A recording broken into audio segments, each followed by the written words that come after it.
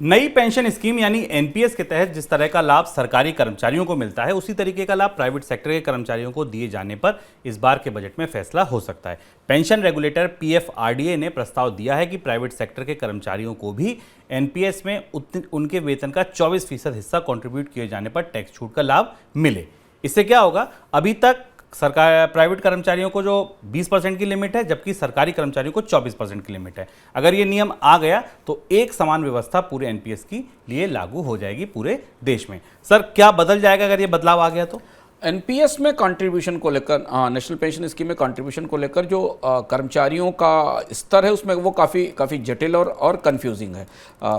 सरकारी कर्मचारी, बैंकों के कर्मचारी और प्राइवेट कर्मचारियों के लिए एनपीएस में कंट्रीब्यूशन को लेकर अलग अलग तरीके की व्यवस्थाएं हैं। यहाँ पे इनकम टैक्स का एक महत्वपूर्ण मामला है जो ज़रूरी है। एनपीएस के सब्सक्राइबर को सेक्शन 80C के तहत 1.5 लाख रुपये और सेक्शन 80CCD के तहत 50,000 रुपये के कंट्रीब्यूशन पर टोटल छूट मिलती है। यानी 2 लाख रुपये तक अगर आप एनपीएस में कंट्रीब्यूशन करते हैं तो आपको लाभ मिलता है। पर यह फायदा सबके लिए एक समान नहीं है। सरकारी कर्मचारियों का में एम्प्लॉय का कंट्रीब्यूशन 10% है और सरकार का कंट्रीब्यूशन 14% है, यानी 24% का कंट्रीब्यूशन एनपीएस में जाता है। बैंकों ने इस व्यवस्था को लागू कर दिया था, वो भी इस स्तर पर चले गए थे कि 14% का कंट्रीब्यूशन मिलाकर 24% कर दिया गया था।